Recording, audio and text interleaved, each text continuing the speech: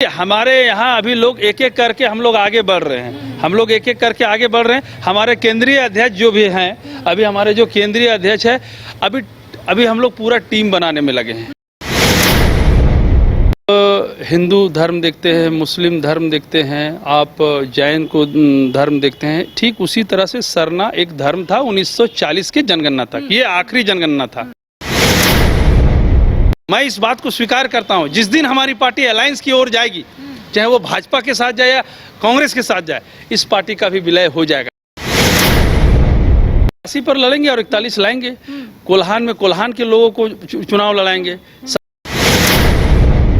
हमारे साथ बातचीत करने के लिए जेएलकेएम के वरिष्ठ नेता सूरज जी मौजूद है। बातचीत करते हैं और इनसे जानते हैं कि जो आप लोगों का मुद्दा था, जिस तरीके से आप लोगों के सुप्रीमो जयराम महतो ने भी कहा था, नौकरी हो, 1932 हो, या फिर कई ऐसे मुद्दे हैं जिसको लेकर जेएलकेएम आने वाले समय में बढ़ चढ़कर हिस्सा लेगा। लेकिन अब कहीं ना कहीं आप लोगों का जो मुद्दा है वो आजसू टेक ओवर करने की कोशिश कर रहा है। हाल ही के दिनों में स्थापना दिवस हुआ, उसमें कई मुद्दों को लेकर, इसके साथ ही कार्य योजना भी आजसू जो है वो बना चुका है।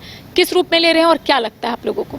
देखिए, जहाँ तक यहाँ के जनहित के मुद्दों की जो आपने कही टेक ओवर की बात, तो मेरा सवाल ये है कि राज्य निर्माण के 25 साल के बाद जो आजसू के सुप्रीमो हैं, वो डिप्टी सीएम रहे, वो सड़क एवं परिवहन मंत्री भी रहे यहाँ के, तो उस समय स्थानीयता कहाँ चली गई थी इनकी? दूसरा सवाल ये है कि आपका उस समय जनहित का मुद्दा और झारखंडियत कब काहे मर गया था, जब रघुवर दास के समय में 1985 को आधार मानते हुए यहाँ पर डोमिसाइल नीति बनाई गई थी।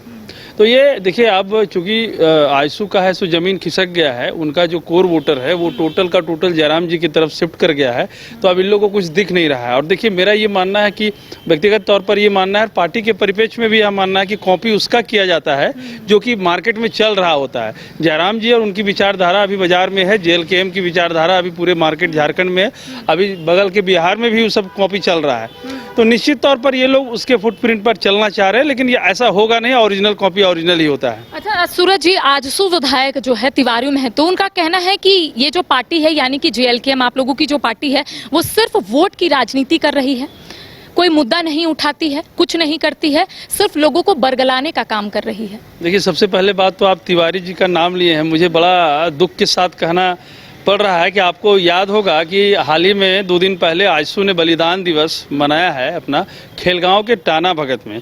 मैं तिवारी जी पर बहुत ज़्यादा बोलना नहीं चाहता, क्योंकि देखिए, ऐसे ओछे राजनीति करने वालों, आपको पता होगा, अगर कल आप सोशल मीडिया में चारों तरफ देख रहे होंगे, तो उन्होंने बड़ा ही अमर्यादित एक टिप्पणी की है हमारे केंद्रीय अध्यक्ष के माँ के लिए। उन्होंने जो शब्द का जो चयन किया है, उससे पूरे झारखंड में अभी समझिए कि सबके दिलों में आग है। मैं आज, अब चूंकि आपने बात छेड़ दिया, तो मैं बता दूं कि कानूनविदों से हम लोगों ने जो मदद लेनी थी ली है।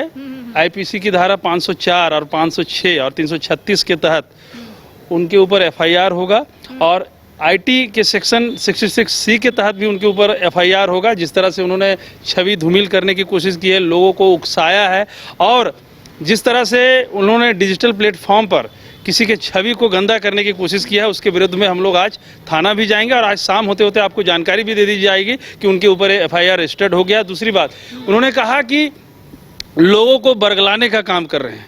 आपने, करिश्मा जी, आप तो शुरू से बायोस्कोप के माध्यम से हम लोग के आंदोलन को आपने शुरू से कवरेज दिया है, और इसके लिए तहे दिल से आपकी पूरी टीम को धन्यवाद भी है।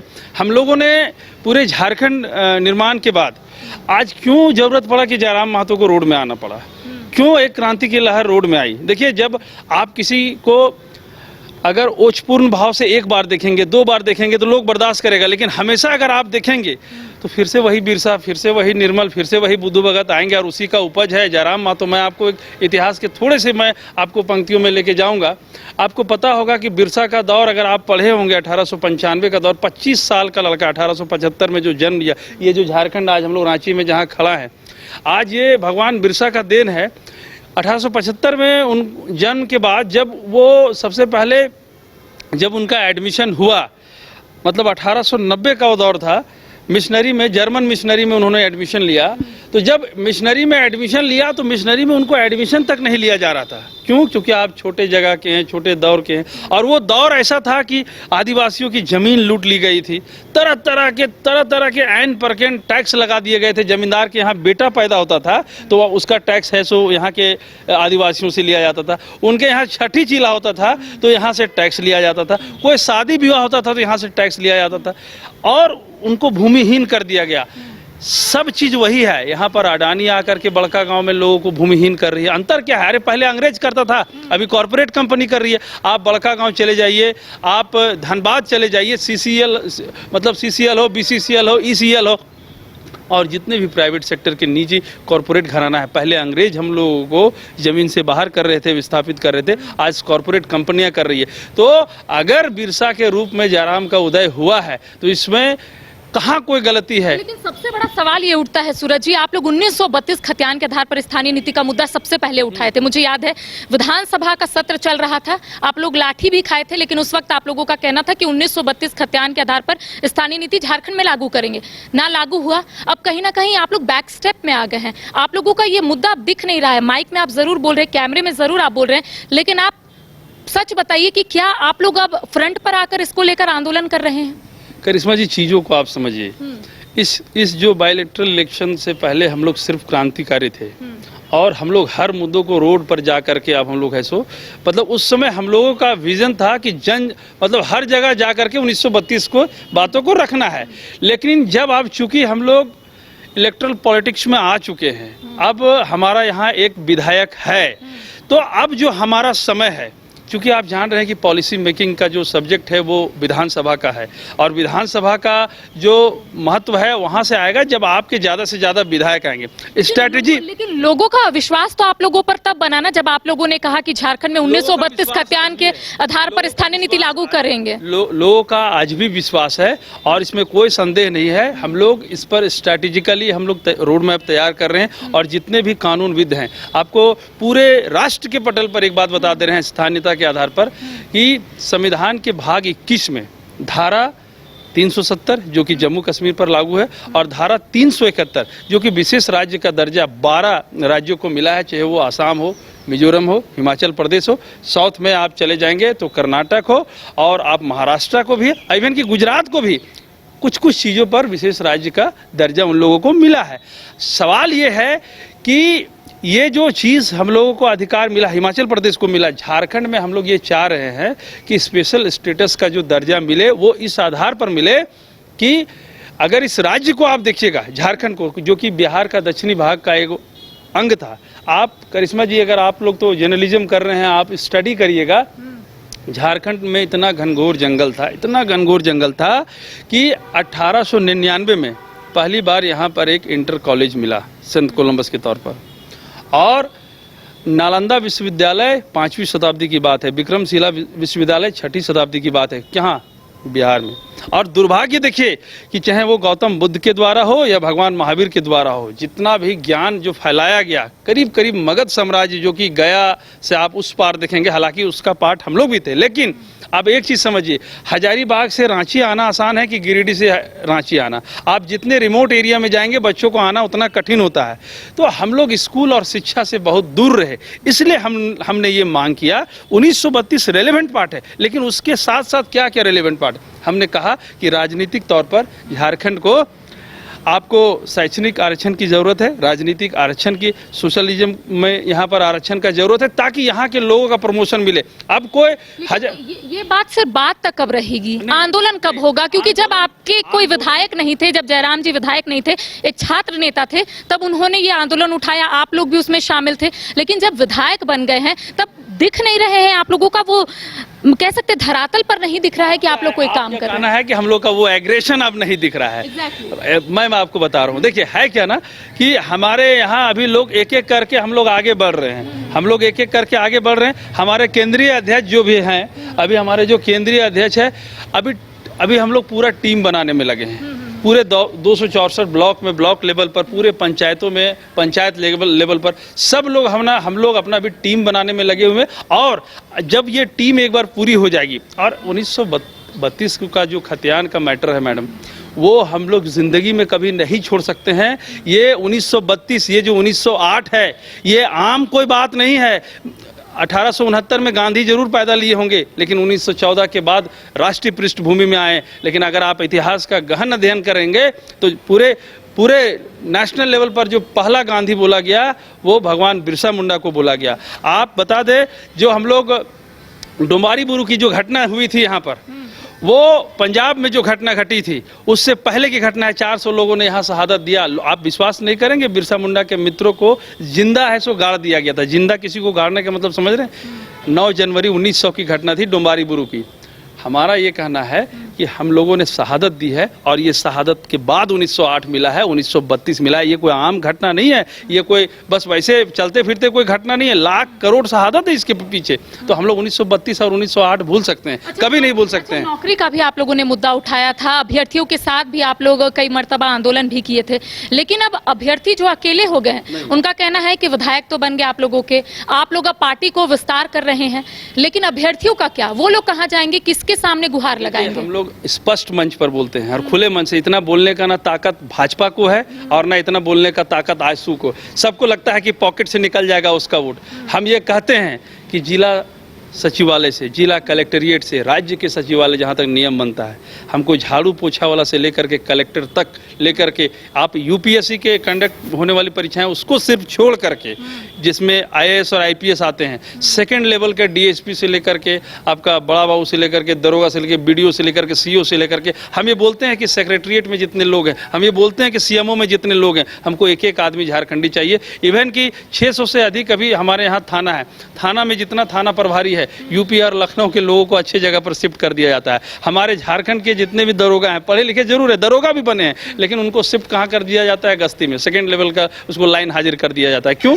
क्योंकि आप इस चीज़ को समझिए, एक मैकेनिज्म है जो कि झारखंड में काम कर रहा है प्रशासनिक पदाधिकारी के तौर पर। वो सब लोग बाहरी हैं और नहीं चाहते हैं कि झारखंड का बेटा यहाँ किसी भी तरह से आगे बढ़े। लड़ाई में हम लोग हैं और छात्रों के साथ, छात्र निर्माण से ही हमारा पार्टी का निर्माण है और छात्रों को भूल जाएंगे, ऐसा हो कैसे सकता? विस्तार आप लोग जरूर कर रहे हैं, लेकिन कई ऐसे मुद्दे हैं पीछे हो जा रहे हैं। आपने कई मुद्दों को बोला भी, लेकिन जरा सोचिए कि आप लोगों ने नौकरी की बात कही थी, आप लोगों ने 1932 की बात कही थी, इसके साथ ही आप लोगों ने कहा था कि आने वाले समय में कार्य योजना भी बनाएंगे। आजसू ने तो कार्य योजना बना दी, आप लोग कार्य योजना कब बनाइएगा? योजना बनाई है उन्होंने। वो लोग अभ्यर्थियों के साथ है, जो यहाँ का मुद्दा है, जो झारखंड का मुद्दा है, उसको आगे लेकर वो लोग बढ़ेंगे। सबसे पहले आप इस बात को समझ लीजिए कि आजसू का बात अब झारखंड के पटल में करना अभी फिलहाल बेकार है। वो बेकार इसलिए है क्योंकि मुझे याद है करिश्मा जी, वो 2012 का दौर था जब सुदेश जी हजारीबाग आते थे। उस समय वहाँ प्रदीप जी आजसू पार्टी में थे। तो टाउन हॉल में एक साधारण आम लोगों के लिए बैठक रखी गई थी। मैंने उनसे बोला था, क्योंकि उस समय जयराम जी का आगमन नहीं हुआ था, तो बहुत रेलिवेंट्री हमको लगता था कि ये आदमी है जो राज्य को आगे लेकर के जाएगा। मैंने उनसे खुले मंच पर कहा था। बाद में उन्होंने मेरा पीठ थपथपाया था और कहा था कि अच्छा बोले, इतना बोले थे, फिर वो चले गए। मैंने उनसे बोला था कि सुदेश जी, पूरे झारखंड में आपको एक ऐसा नेता के तौर पर देख रहे हैं लोग कि आप चाहे तो यहाँ के सीएम बन सकते हैं, लेकिन उसके लिए आपको एक त्याग और बलिदान करना होगा कि ये जो अलायंस आप खेल रहे हैं, कभी इसके साथ कभी उसके साथ, और ये जो आपको लाल गाड़ियों की जो आदत बढ़ गई है आगे पीछे स्कॉट की, मतलब मंत्री रहने की, अगर आप इसको छोड़ देंगे और 81 विधानसभा में चुनाव लड़ेंगे, और जब चुनाव लड़ेंगे तो आप देखिएगा आने वाले दिनों में आप आगे बढ़ेंगे। और इतना बोले थे पूरा गड़गड़ाहट के साथ, उन्हीं लोग का पार्टी का, हम पार्टी में नहीं थे। और फिर सुदेश जी जब उतरे थे, हमको पीठ थपथपाए थे कि आपने सही बोला। देखिए एक चीज़ आप समझ लीजिए, राज्य निर्माण से पहले या राज्य निर्माण के बाद सिर्फ आप जेएमएम को छोड़ दीजिए, जेएमएम को छोड़ करके कोई ऐसी पार्टी नहीं हुई जिसका एग्जिस्टेंस यहाँ पर रहा हो, कोई भी क्षेत्रीय पार्टी। और खास करके उस पार्टी का एग्जिस्टेंस तो बिल्कुल खत्म हो जाएगा जो कि अलायंस की राजनीति में जाएगी। मैं जयराम जी के पार्टी में हूँ और केंद्रीय उपाध्यक्ष भी हूँ। मैं इस बात को स्वीकार करता हूँ, जिस दिन हमारी पार्टी अलायंस की ओर जाएगी, चाहे वो भाजपा के साथ जाए या कांग्रेस के साथ जाए, इस पार्टी का भी विलय हो जाएगा। क्यों हो जाएगा, इसके पीछे रीजन समझिए। हम लोग 5 प्रमंडल हैं। अकेला विधायक क्या करेगा? विधायक जी का भी यही कहना है कि हम अकेले क्या कर सकते हैं। अगर बीजेपी के 21 विधायक है, अगर जेएमएम के बहुमत में विधायक है, अगर कांग्रेस के बहुमत में विधायक, तो आप लोग अकेले क्या कर लीजिएगा, ये हमको बताइए। है ना कि व्यक्तिगत रूप से आप विधायक हैं, उससे बड़ी बात यह है कि विचारधारा आपकी क्या है। आप देखिए, महाराष्ट्र में बाला साहब ठाकरे की पार्टी इतने दिनों तक राज की। बाला साहब ठाकरे अपने संपूर्ण जीवन में कभी विधायक सांसद नहीं रहे, लेकिन एक विचारधारा रही तो उन्होंने महाराष्ट्र को, मराठी मानुष को आगे किया। हम ये समझते हैं कि जो जयराम महतो एक व्यक्ति विशेष से हट करके एक विचारधारा है, और उस व्यक्ति का जो विचारधारा है हम लोग जन जन तक लेकर के जा रहे हैं। हो सकता है, हम इस बात को स्वीकार करते हैं, क्योंकि इसका झारखंड का जो डेमोग्राफी है वो डेमोग्राफी ये है कि संथाल में आप चले जाएंगे तो हमको नहीं समझेगा, पलामू में आप चले जाएंगे तो हमको नहीं लोग समझेगा, कोल्हान में चले जाएंगे तो हमको नहीं समझेगा। ये हो सकता है कि कल को हमारा विधायक भी नहीं हो, लेकिन हम ये कहना चाहते हैं कि मेरा अल्टीमेट पर्पस ये नहीं है कि हम लोग आ करके सरकार बना दें। एक सेकेंडरी मैटर तो वो है कि अगर हम लोग सरकार में आएंगे तो चीज़ों को आसानी से कर लेंगे, लेकिन प्राइमरी मैटर मेरा ये है कि जो हमारा सब्जेक्ट मैटर है, जो हमारा विचारधारा है, वो हर एक गाँव में, हर एक जन जन में जाए, लोग अपने बेटे को नेता स्वीकार करें। आप लोग आने वाले समय में अलायंस में नहीं आना चाहते, आपको ऐसा लगता है कि अगर आप लोग अलायंस में आएंगे तो शायद विलय हो जाए? यही अगर अलायंस में आएंगे तो आप नरभक्षी बन जाएंगे। आपने सुना होगा डायन प्रथा, डायन को जब भूख लगेगा तो अपना बच्चा को भी खा जाता है। तो यदि कोई पार्टी अगर अलायंस में आती है, झारखंड में खास करके, आप बाबूलाल जी का हाल देख लीजिए, चले गए, आए थे चले गए। अगर आप अलायंस में आते हैं तो आप नरभक्षी हो जाएंगे, आप अपने बच्चों को अपने हाथ से खाएंगे। इसका मतलब ये है कि आज 81 विधानसभा पर हमारी तैयारी है, कल आप अलायंस में आएंगे और 20 सीट लेकर के आएंगे तो 61 बच्चों को आपने खा गया। जो लीडरशिप हमारा बाहर निकल के आता वो आप नरभक्षी चले जाएंगे। तो इसका विरोध तो होगा, हाँ, हम लोग स्वतंत्र रूप से फाइट करें। अगर हमारे आइडियोलॉजी के साथ कोई आएगा जिसमें प्रायोरिटी होगा 1932 का खतियान, नियोजन नीति, तो हम उसके साथ हाथ मिलाएंगे। लेकिन मैडम, राजनीति में सरकार बनाने के लिए आपको भी तो 41 विधायक चाहिए, कहाँ से लाइएगा ये बताइए? 81 पर लड़ेंगे और 41 लाएंगे। कोल्हान में कोल्हान के लोगों को चुनाव लड़ाएंगे, संथाल में संथालियों को चुनाव लड़ेंगे। और ये जो मुद्दा है झारखंड अभी जो बटा हुआ है, जैसे कुर्मी को एसटी में जाना है समुदाय को, उससे एक एससी और एसटी के बीच में एक बड़ा है सो अवरोध पैदा हुआ है समाज में। और आप जानते हैं कि आज 3.5 करोड़ आबादी में लगभग 1 करोड़ आबादी कुर्मी समाज की है। तो ये जो अवरोध पैदा हुआ है, कुर्मी को एसटी में शामिल करने के लिए क्या जेएलकेएम समर्थन करेगी? क्या ऐसा क्या है आप लोगों का? कुछ मुद्दों पर मेरा ऐसा मानना है कि कुर्मी समाज बहुत रेलिवेंट है आदिवासी समाज से, और कुछ वैसा सेक्शन या कुछ ऐसा मतलब आरक्षण या कोई एक ऐसा वैकल्पिक उपाय लगा करके उनको देना चाहिए। और क्योंकि अगर आप वेरिएंट की बात करेंगे तो अगर आप आदिवासी समाज में जाएंगे तो उसका सबसे अपडेटेड वर्जन कुर्मी समाज है। मेरा ये भी एक व्यक्तिगत मानना है कि जो समाज धरातल से ऊपर आ गया है उसको थोड़ा कम रिलेबल बनाना चाहिए। और जो एकदम आज भी, जैसे कि 32 जनजातियों को आप देखेंगे, आदिवासी समाज के 32 जनजातियों को आप देखेंगे, जिसमें बहुत सारा समाज है जो कि अब एकदम अपना एग्जिस्टेंस, अपना अस्तित्व खोने पर है। उन लोगों को ऊपर लाना चाहिए और कुर्मी समाज को भी कुछ रियायत देना चाहिए, क्योंकि उनका भी आज जो कस्टम है, कल्चर है या रिचुअल्स है, एकदम बहुत रेलिवेंट है। मैं ऐसा मानता हूँ। अच्छा, ये बताइए कि सरना धर्म कोड को लेकर भी आप लोगों ने भी मुद्दा उठाया, क्या अब इसको लेकर पार्टी कुछ निर्णय ले रही है? क्या आप लोग दिल्ली तक जाएंगे? क्योंकि कांग्रेस ने तो स्पष्ट कर दिया है कि कांग्रेस दिल्ली तक जाएगी। झारखंड मुक्ति मोर्चा ने भी स्पष्ट कर दिया है कि झारखंड मुक्ति मोर्चा को अगर आवश्यकता पड़ी तो वो भी दिल्ली जाएगा। जेएलकेएम क्या करेगा? देखिए, आपको जानकारी के लिए सबसे पहले बता दें कि जैसे आप हिंदू धर्म देखते हैं, मुस्लिम धर्म देखते हैं, आप जैन को धर्म देखते हैं, ठीक उसी तरह से सरना एक धर्म था 1940 के जनगणना तक। ये आखिरी जनगणना था। लेकिन 1940 के बाद जब देश आज़ाद हुआ, प्रोविज़न था कि हर 10 साल, हर 20 साल में एक जनगणना होनी थी। लेकिन बहुत ही मतलब क्या बोला जाए, चूँकि ये आदिवासी जो मूलवासी थे जंगल में रहते थे, 1940 में एक कोड था सरना धर्म कोड, उसमें सरना धर्म कोड में लोगों की गिनती होती थी। उसके बाद बहुत ही चालाकी से, और ये दुर्भाग्य है कि अंग्रेजों के समय में सरना धर्म था और जब हमारा देश आज़ाद हुआ तो सरना धर्म को जनगणना में नहीं लिया गया। अब 1940 के बाद मेरा ये व्यक्तिगत मानना है कि ईसाइयों ने इन्फ्लुएंस करके कुछ अपने तरफ किया, कुछ मुस्लिम्स ने इन्फ्लुएंस करके अपने तरफ लिया आदिवासियों के, क्योंकि जंगल में रहते थे, और कुछ हिंदुओं ने भी वैष्णव धर्म का लोभ दिखा करके उनको अपने तरफ लिया। इसमें कोई डाउट नहीं है, हम जो बात बोलेंगे खुल के। और आपको बता दें, भगवान बिरसा को भी पहले वो आदिवासी पैदा लिए, फिर उनको क्रिश्चियन बनाया गया, फिर आनंद पांडे थे उनके गुरु, उन्होंने 3 साल तक वैष्णव धर्म का पाठ पढ़ाया, जो कि बहुत रेलिवेंट था, हिंदू धर्म था। लेकिन उन्होंने जब सब धर्म को देखा, उन्होंने आदिवासी सरना धर्म को देखा, उन्होंने क्रिश्चियन धर्म को देखा, उन्होंने हिंदू वैष्णव धर्म का देखा। जब तीनों धर्मों का समावेश हुआ तब उन्होंने 1895 में बिरसाहियत नया धर्म बनाया।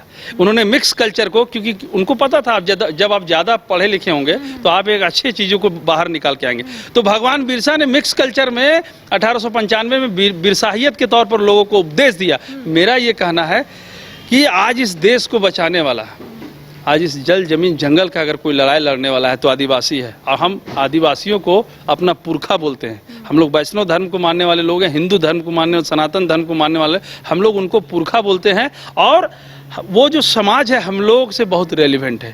मैं कहता हूँ कि सरना धर्म कोड के लिए जो भी लड़ाई लड़नी होगी पार्टी फॉरम पर, जयराम दा की पार्टी और पूरे जेएलकेएम इस पर मदद करेगी। अच्छा, शुरुआत से ही मैं जेएलकेएम और आजसू की बात इसलिए कर रही हूँ कि दोनों अगर हम पार्टी को देखें तो दोनों की पार्टी का जो विचारधारा है मुझे लगता है सिमिलर है। चाहे वो छात्रों के हित की बात हो या फिर 1932 की बात हो, नौकरी की बात हो या फिर अन्य मुद्दे की बात हो। तो क्या आप लोगों को ऐसा लग रहा है, क्योंकि आजसू में भी महतो वोटर्स है और आप लोगों में भी ज़्यादातर महतो वोटर्स है, तो क्या ऐसा लग रहा है कि एक बार फिर से जो वोट है वो बट जाएंगे? क्या ये डर सता रहा है आप लोगों को? हम लोगों को कभी ये डर नहीं है। ये ऐसा इसलिए नहीं है, जिस दिन आप व्यक्तिगत स्वार्थ में आते हैं, जिस दिन आप कम्युनिटी बेस्ड कोई लड़ाई लड़ते हैं कम्युनिटी को लेकर के, तो आप देखिएगा कि तब जाकर के ये बात आती है कि कुर्मी समुदाय का ये लड़ाई है या फलाने का लड़ाई है। लेकिन क्या है ना कि जैसे राजनीति में एक कहावत है कि राजनीति एक खाना की तरह है जिसमें चावल आपको एक दिखेगा, बाद में थोड़ा सब्जी रहेगा, थोड़ा दाल रहेगा, थोड़ा चावल, थोड़ा पापड़। तो यदि आप किसी जाति विशेष से हैं और आप किसी पार्टी के केंद्रीय अध्यक्ष हैं और पॉपुलर लीडर हैं, तो उस खाना में चावल की तरह सबसे अधिक जो चावल का अंश है वो एक कोर वोटर आपको अट्रैक्ट करेगा। तो हमारे पार्टी के अध्यक्ष चूंकि खुद महतो समुदाय से आते हैं, तो एक बड़ा तबका, मैंने कहा आपको कि 1 करोड़ आबादी लगभग कुर्मी समाज की है, तो वो बड़ा तबका जिसको खाना में चावल समझ लीजिए, और अन्य जाति हैं जो उसकी सब्जी पापड़ दाल की तरह आएंगे और वो कंप्लीट खाना बनेगा। तो आपको सबसे अधिक हमारे पार्टी में भी उस समुदाय के दिखेंगे, जनसंख्या के भी आधार पर, ज्योग्राफी कुछ ऐसा है, और उसके बावजूद भी सब लोगों का समावेश हमारे पार्टी में है। निश्चित तौर पर हम लोग झारखंड में आजसू का कॉपी 2 नहीं होने जा रहे हैं, इस पर हम लोग शुरू से काम कर रहे हैं और इसलिए अभी हम इस पार्टी में मेरा एग्जिस्टेंस है। हम साहू समाज से हैं, खुद सुंडी समाज से हैं और पार्टी को रिप्रेजेंट कर रहे हैं, और भी सिंह समाज से भी हमारे लोग हैं फॉरवर्ड क्लास में, और अल्पसंख्यक समाज से भी लोग हैं। तो वो चीज़ हम लोग नहीं चाहते हैं कि वो हो, लेकिन अंतोगतवा देखिए, चूंकि आप जान रहे हैं उत्तर वैदिक काल से ही कि हम लोग को 4 भाग में बांटा गया है, ब्राह्मण, क्षत्रिय, वैश्य और शूद्र। जाति मैडम राजनीति, मैं इस चीज को स्वीकार करता हूं कि भारतीय झारखंड में समीकरण बोलता है, आपको भी पता होगा कि झारखंड में समीकरण ही बोलता है, सत्ता में आपको लेकर भी आता है और सत्ता से आपको उतार भी देता है। हम इस बात को मानते हैं और यही कारण है कि बहुत साफ शब्दों में हमारे बुजुर्ग गांव घर के बोलते हैं कि यहाँ पर आदिवासी, मांझी, मुसलमान, ये 2 फैक्टर, ठीक है, और कुर्मी, ये 3 समाज इधर चल जाएगा उधर सरकार बन जाएगा। ये आपको विधानसभा में भी दिखता होगा कि किस समाज का सबसे अधिक। तो मेरा ये कहना है कि जिसका ज़्यादा जनसंख्या है, आप भारतीय लोकतंत्र में जाति को साइड करके आप चुनाव लड़ ही नहीं सकते। मेरा ये एकदम स्पष्ट मान, हम इस चीज़ को मान, विचारधारा एक बात है, वो भी काम करता है, लेकिन देखिए अंत में बटन दबते दबते में वो जो नेपोटिज्म वाला भाव है, जातिवाद, वो आ ही जाता है। इस बात को हम स्वीकार करते हैं। चलिए, एक आखिरी सवाल जाते जाते, क्या कार्य योजना है जेएलकेएम की? टॉप 3 बताइए जो आने वाले समय में आप लोग करने वाले हैं। देखिए, कोई लाग लपेट का बात नहीं है। 1932 का खाद्यान्न जो है वो किसी भी हाल में हम लोग इसको लागू कराएंगे। दूसरा कि यहाँ जो छात्र, जो कि 5 लाख सृजित पद है यहाँ पर सरकारी पद, 5 लाख में कम से कम 4.5 लाख पद, मतलब लगभग 90% जो पद है, चाहे वो किसी जेपीएससी से हो, जेएसएससी से हो, किसी भी पद हो, उसको हम लोग 90% फिलअप करेंगे झारखंड के लोगों से। और तीसरा जो सबसे प्रमुख मुद्दा है हम लोग को, क्योंकि झारखंड 40% यहाँ खनिज है सो देता है, जो लोगों को विस्थापित करता है, तो जो डिस्प्लेस्ड होते हैं हमारे लोग, उसके लिए एक मजबूत कानून लाएंगे। जो अपना घर द्वार जमीन छोड़ देता है उसको पूरा एग्जिस्टेंस, घर और जमीन और घर, स्कूल और पढ़ाई के साथ लाएंगे। इस पर कड़ा कानून बनाएंगे। एक सवाल आखिरी रहेगा, क्योंकि पलायन की जो समस्या है झारखंड में वो बहुत ज्यादा है, नौकरी नहीं मिलती, जिस वजह से लोग यहाँ से कोई और स्टेट जाते हैं। उसको लेकर क्या पार्टी कुछ सोची है? निश्चित तौर पर सोचिए। मैंने तो आपने कहा कि 3 हॉट मुद्दा बताइए, मैंने तीसरा मुद्दा वही, यही मैं इसीलिए मैं आखिरी ये सवाल पूछी कि क्या सोचे हैं इसको लेकर। तीसरा मुद्दा देखिए, आप एक चीज़ समझ लीजिए कि सबसे बड़ी बात यह है कि जब कोई आदमी गांव छोड़ता है, जब कोई आदमी ज़मीन छोड़ता है, तो सबसे पहले ज़मीन के बदले उसको खेती योग्य ज़मीन मिले। होता क्या है कि आप डिस्प्लेस करके पैसा देते हैं। अगर आप, मैं थोड़ा सा आपसे समय लेना चाहूँगा, जब कोई आदमी यहाँ पर माइनिंग करने के लिए आता है तो माइनिंग में आप देखते होंगे कि कोयला तो पहचान के नहीं रहता है कि फॉरेस्ट का ज़मीन है तो इसके नीचे नहीं रहेंगे।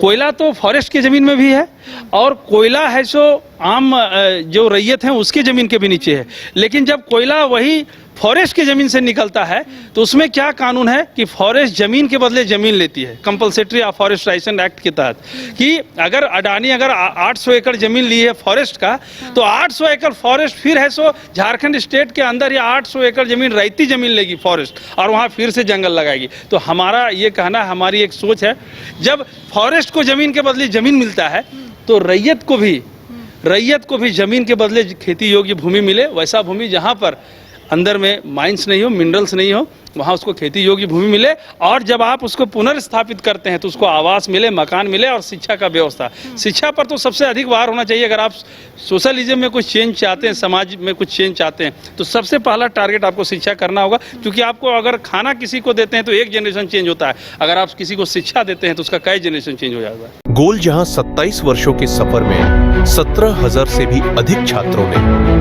डॉक्टर एवं इंजीनियर बनकर भरे सफलता की ऊंची उड़ान, जहां साधारण छात्र भी असाधारण सफलता प्राप्त कर बना रहे इतिहास। दूरदर्शी शिक्षाविद श्री विपिन सिंह के मार्गदर्शन में मेडिकल एवं इंजीनियरिंग के लाखों छात्रों के लिए आशा की किरण के रूप में गोल्ड रिजल्ट फैक्ट्री